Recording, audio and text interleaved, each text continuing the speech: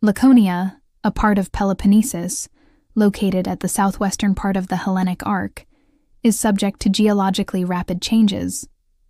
Active tectonism, in combination with climato-eustatic changes, has a dramatic impact and spectacular consequences on the geomorphological and hydrological environment of the area.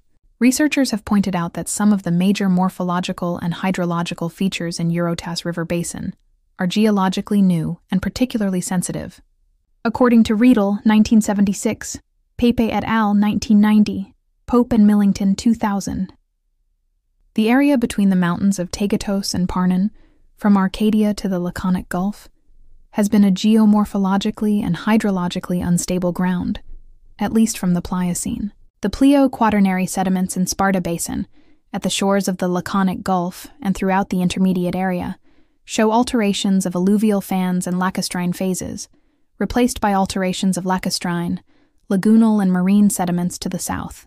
It is thus evident that, at least from Pliocene and throughout the Quaternary, as well as during the Holocene, there have been ephemeral lakes in Sparta Basin, and not only. As a result, Eurotas River as an open hydrological system cannot be considered old or permanent.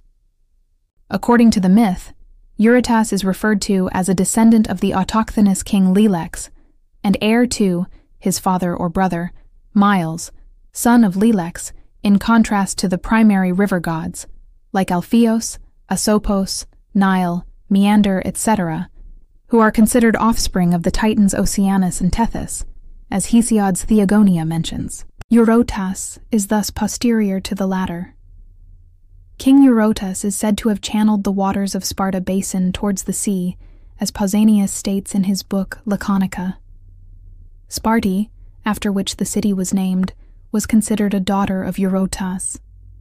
This is very reasonable in terms of landscape evolution, because the city could not have been built on a lake or marsh. Sparti married the son of Zeus and Taygete, Lacedaemon. Their son Amyclas founded the town Amyclae, south of Sparta. Many other daughters are mentioned by Pindar in Ode as offspring to Eurotas, namely Vatea, Tiasa, Pitane, Perivoia, and Thero were all naiad nymphs, and as such, protectors of homonymous freshwater springs in Laconia.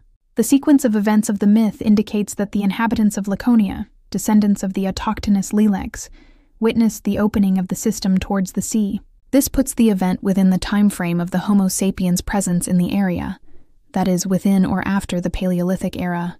Moreover, Miles was thought to be the first to introduce cereal grinding in the area of Elysiae, which means grinds, as Pausanias reports in Laconica. Eurotas's succession to the throne of Miles indicates that the channeling event may have taken place within the last 1,000 to 12,000 years, or even in the Neolithic era. In French-the Cave, Argolis, and in Theopetra Cave, Thessaly, the first findings of cereal crops date to the period of 5,000–6,000 BC. The event of the hydrological opening of Eurotas' system to the sea may have been repeated more than once, and a very convenient time for this is the end of the climatic optimum period, even later than this period. In the Neolithic period, there are already several permanent settlements in Greece, active for centuries, with well-developed agricultural economy and social hierarchy, and consequently with social continuity and oral traditions. Recent data deriving from the paleogeographic, geomorphological, and archaeological research in the area provide further indications for the establishment of the geomythological interpretation of Eurotas genealogy as a concise environmental anthropological history of several thousand years. The environmental transformations that took place in Laconia during the Upper Pleistocene and the Holocene must have been very spectacular and certainly memorable for the eyes of the prehistoric Homo sapiens, whose presence in the area is documented for that time. The comparison of the genealogy of the mythological king Eurotas, after whom the river was named, to the landscape evolution events of the area, provides strong indications for a geomythological interpretation.